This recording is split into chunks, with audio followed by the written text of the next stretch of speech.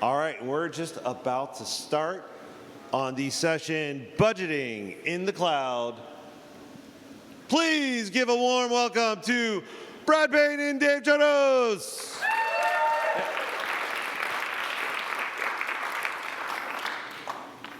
Thanks for the kind introduction, Joe. Good day, everyone. Grateful that you'd spend the last minutes of the conference with us. We've enjoyed the last 2 days, so yeah, super cool that you're here with us. My name is Brad Payne, and I'm joined today by my colleague, Dave Chodos. And together we lead the FinOps team at PointClickCare. We want to share with you today our journey that we started 3 years ago when we migrated to the cloud. And we really hope that that story and our learnings can accelerate your own journey in the cloud.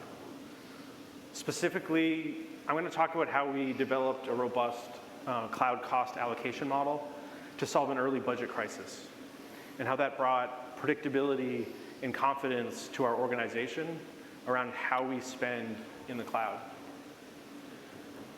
Our cloud cost model really gave us a common language so that we could speak with engineering and finance organizations. And it also allowed us to put into practice the FinOps capabilities you see on the screen. If you take one thing away from our time together today, we hope it's that you get a better understanding of how developing a cost model that represents your business context is necessary to bring clarity to your cloud spend and understand your budgets. I'll take a minute quickly, though, to orientate you to who PointClickCare is and what that means from a FinOps perspective. PointClickCare is the leading healthcare technology platform in North America. Our single platform spans the care continuum. It fosters proactive, holistic decision-making and improved outcomes for patients.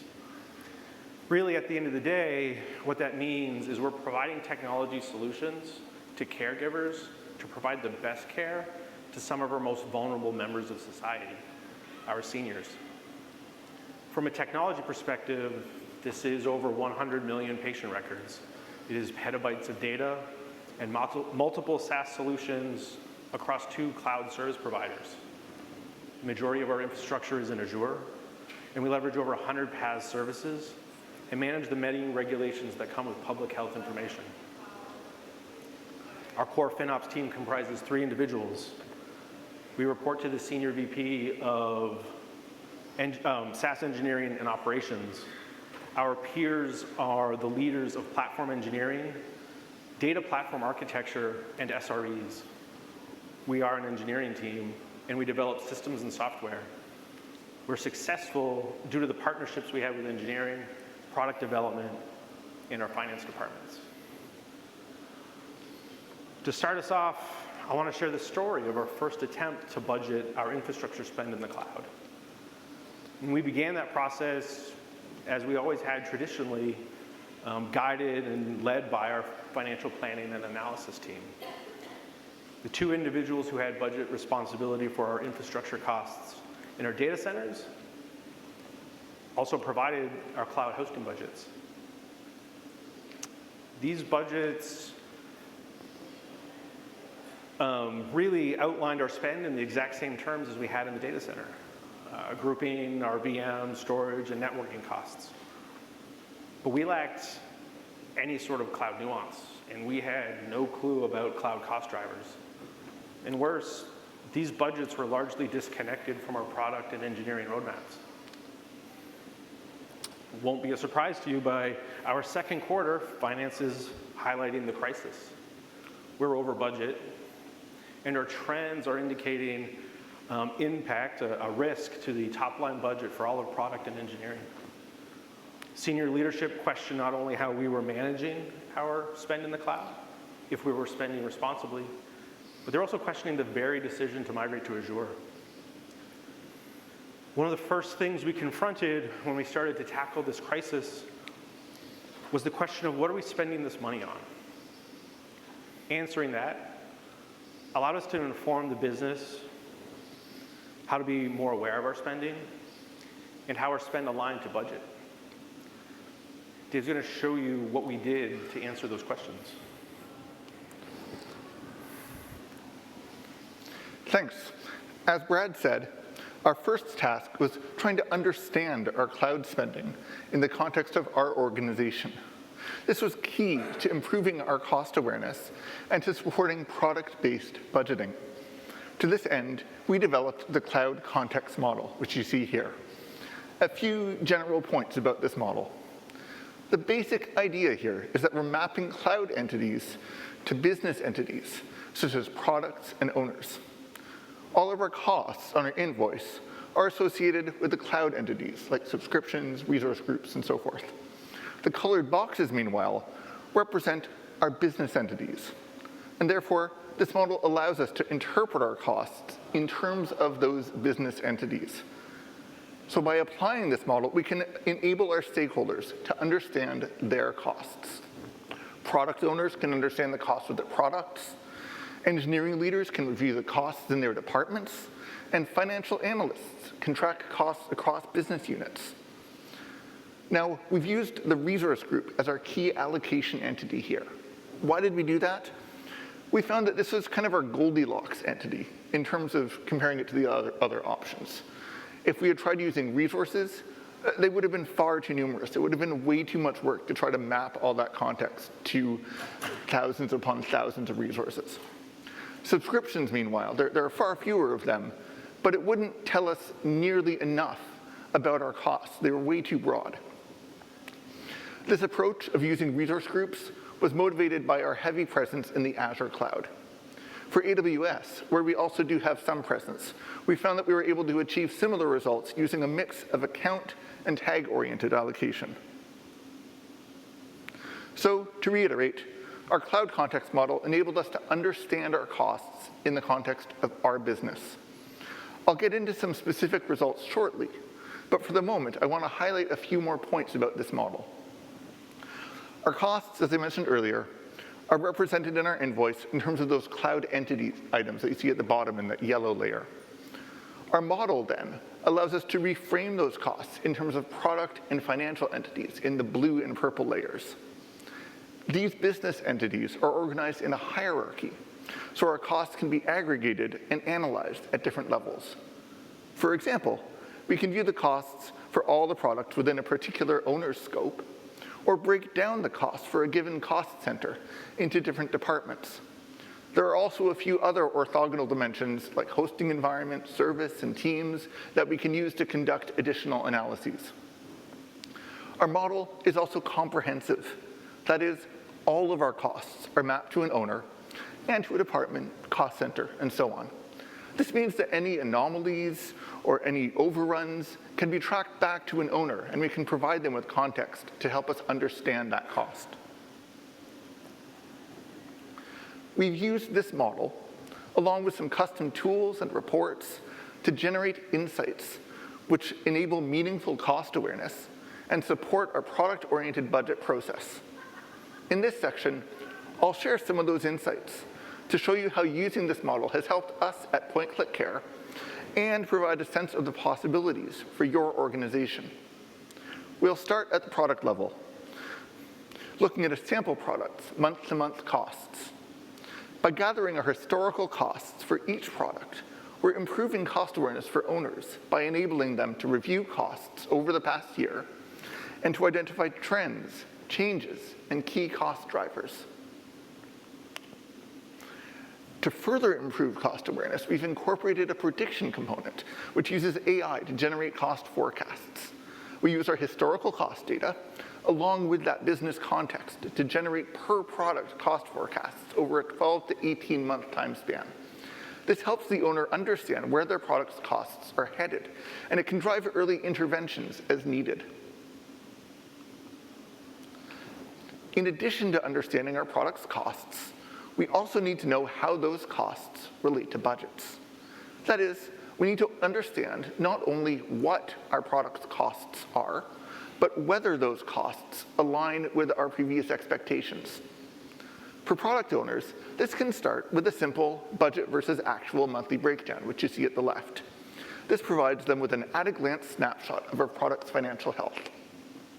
For leaders, we can provide broader cost versus budget awareness by presenting results across all products. The top chart highlights products that have recently gone over their monthly budget, and thus they may require immediate action to get back on track for the next month. The bottom chart, on the other hand, shows products that are forecasted to exceed their budget for the whole year, based on their costs so far and those cost predictions that I mentioned. This provides an early warning for those products that might need a course correction over the next few months to align it with their overall spending targets. Now, we're going to take a step back in our review of the analysis possibilities.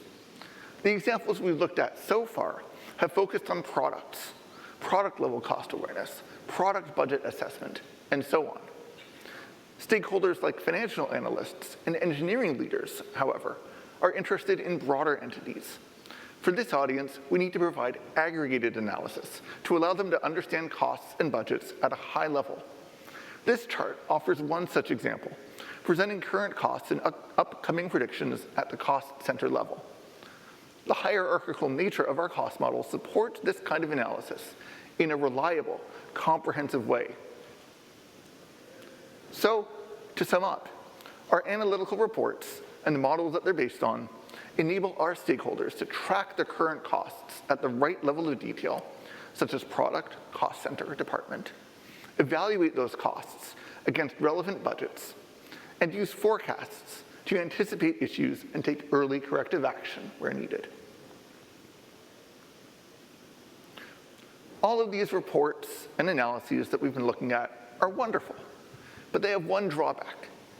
The target audience needs to actually go look at them. This is fine for engaged, conscientious product owners, but for owners that are not so enthusiastic, this could be a problem. To ensure that cost spikes and problematic trends don't go unnoticed, we've implemented a proactive component. This component emails owners when their products have exceeded monthly budgets or if costs suddenly increase. This ensures that cost and budget awareness is pushed to owners rather than relying on those owners to seek the information out. The dashboard of product alerts that you see here provides a summary of these product areas, and it can prompt leaders and owners to take action where needed, so it sort of augments those emails that are sent out. The preceding slides that I went through showed what we did to deliver meaningful cost allocation, cost awareness, and budget analysis. I'd like to take a moment now to describe how we went about this in terms of the cloud components that make up our solution. I'll kind of work my way through this diagram from the top left. Starting with our invoice data, which is being imported by the Azure Cost Management Service along with an import script. You'll see these scripts kind of lightning bolts scattered through the diagram. And this is imported automatically on a daily basis. So we always have that up-to-date cost information as a foundational piece.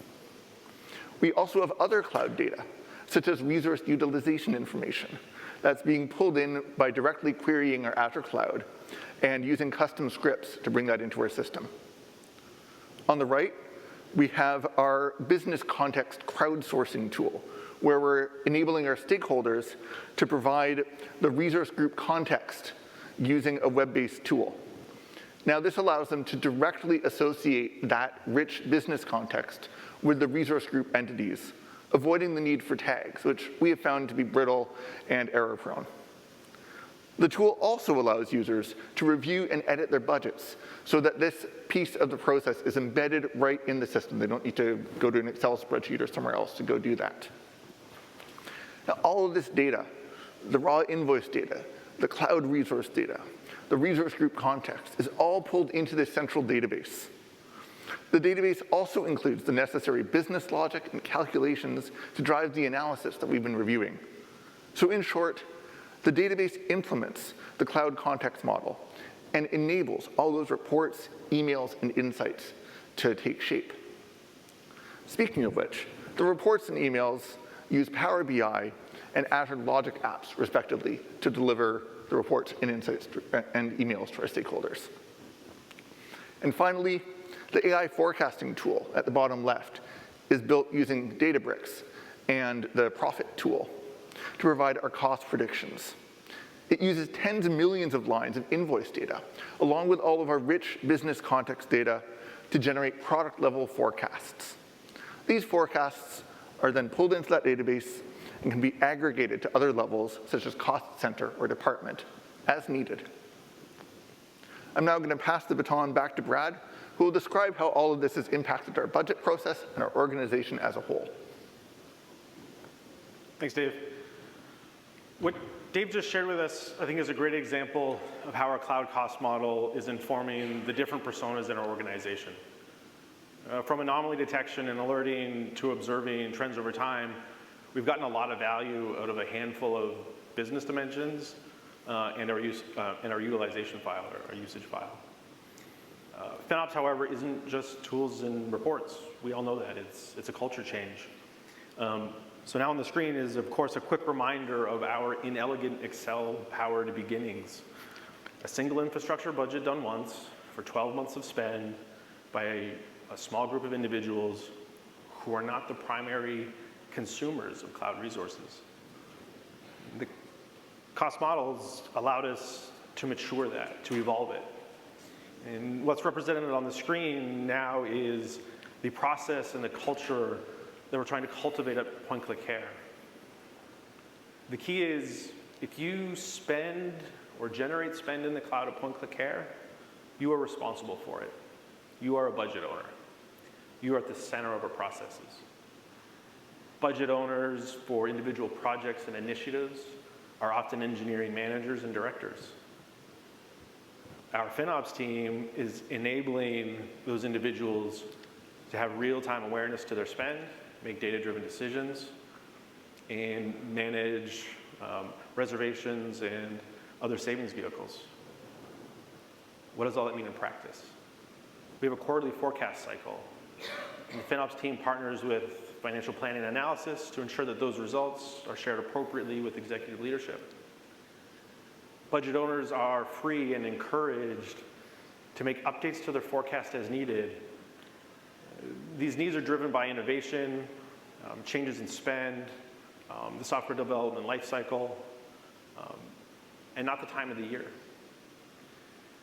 When trends represent a significant annualized impact to budget, the FinOps team and the budget owners collaborate to understand why and course correct. Engineering executives and the FinOps team meet monthly to review all cloud costs and the relevant KPIs. The results of this over the past year have allowed us to predict quarterly spend within 2%. For Dave and I, predictability and confidence has been our mantra for many months. When I think of the success of those things, the predictability is coming from our ongoing iteration, and our confidence continues to grow because of the buy-in and support of the many budget owners. For us, the cost model has really been the keystone of how we manage our spend, bring clarity to our stakeholders, specifically as to what our spending is and how it aligns to business goals and our budgets. To date, these stakeholders have primarily been within product, engineering, and finance, largely due to need and opportunity. But as we tackled understanding our unit economics, we began to identify additional insights in areas that we could share the cost model and its data throughout the organization. And so the next few slides are kind of what's coming next for us and where we're taking the cloud cost model outside of engineering to share with the rest of the organization. In collecting dimensions of data about our customers, who they are, their size, their usage patterns, what products they consume, the revenue they generate, we understood we could express as a ratio the cost to host them relative to their revenue. We started to have conversations with account management teams where we can provide data to inform pricing and quoting for add-on services. Customer success managers can understand for the first time our hosting costs relative to their customers and any impact or implications to margin. We started to bring in dimensions about our products from a pricing model and revenue perspective.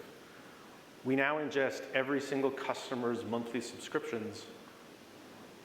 Understanding our hosting costs and monthly revenue, We've been able to surface customer and product margin for the first time ever. Sales now has a benchmark to inform good versus bad decisions. We can model the impact to margin when we have customer churn.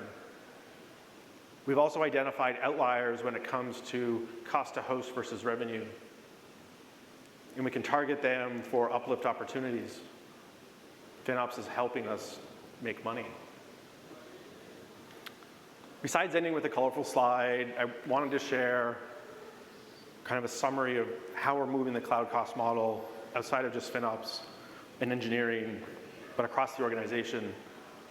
I also want to share that it's been surprising for Dave and I, the things that we've learned along the way.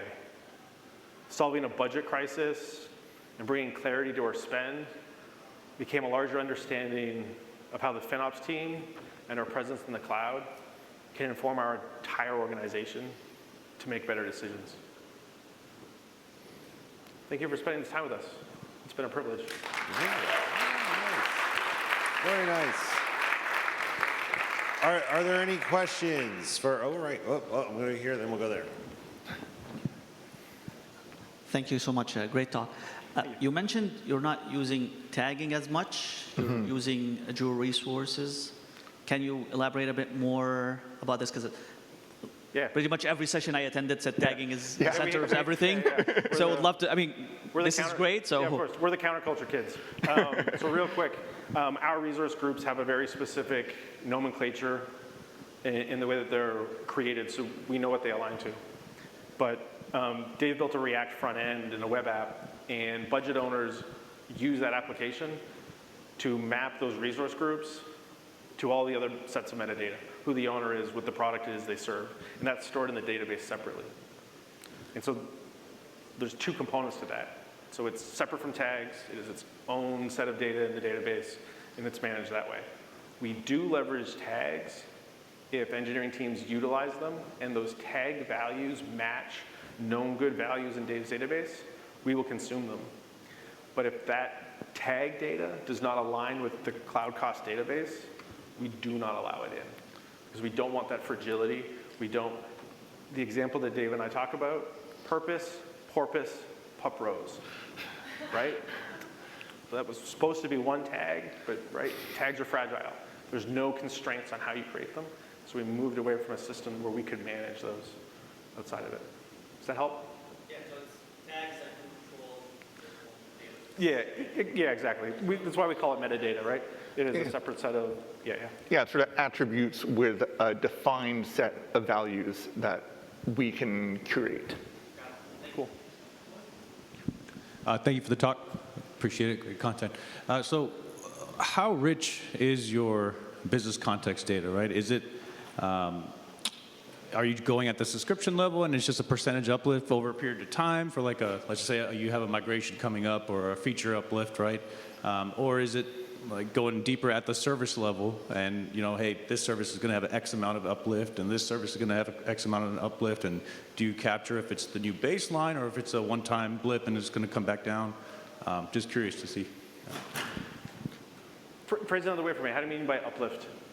Like, sorry, in the context of budgeting, right? If I'm let's just say I'm an engineering manager and I'm placing inputs in for a budget. I know I'm going to have a new feature release that's going to cause me to go up 40% across 6 months next year, right? And I want to place that input. Like, what are the inputs? Are they just plugging in a percentage, or do you guys have some sort of system of like known potential events and capturing context? Yeah, so we totally rely on the budget owners to have that. So what we provide to them is history and trends of what their spend is, broken down by Azure service. So they understand what they're consuming from a VM perspective, what families from database, all those things. And then it's really their job to provide their roadmap. In the next fiscal year, we plan to do these things. There plans to be these events. And so if it's a new product and maybe it launches, it goes to early access or it goes to GA, there's different cost spikes that they're going to account for as their product matures. We also split the budgets by the budget they have for their development cycle and then the budget that they have for production. But it's really a dollar figure that we ask them to project So you let them do all the legwork, right? 100%. Well, we give them kind of, historical data as well as predictions based on what you've done.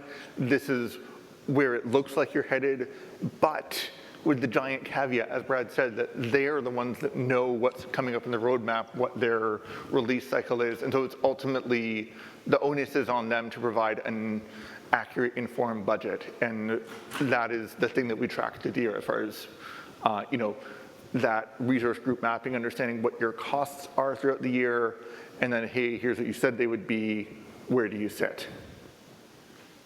Hey guys, just coming back to your architecture diagram, was there a reason why you couldn't use the forecasting in Azure and you had to do it yourself with Databricks? Is it because you're grouping them by your own construct as opposed to resource groups? Exactly, yeah. Okay. We're actually, I simplified things a little bit, but we're actually using Databricks to generate forecasts across a few different dimensions that make sense to us. We can use Azure's built-in tooling to have some forecasts along the lines that Azure knows about, by subscription or by Azure service type, and in some cases that's useful. But for the purposes of what we're talking about here, we really care about that product by product, and Azure natively would have a really hard time telling us that. Well, all right. Time for the video. Is there one more question? If not, there is a surprise video that we are going to attempt to show you, but we don't know if it's going to work, but I bet it will work. But first, before we do that, please give Brad and Dave a big round of applause. Thank you, guys. Thank you. Thanks for watching that session. I'm sitting here in San Diego right after FinOps X. We hope you join us next year here live 2024. In the meantime, please subscribe to the channel and join the community. Get involved, join the summits, get in a working group, and don't forget to get FinOps certified. Because next year here in San Diego for FinOps X, it's going to be twice as big. Come join the party. Come meet your people. Welcome home.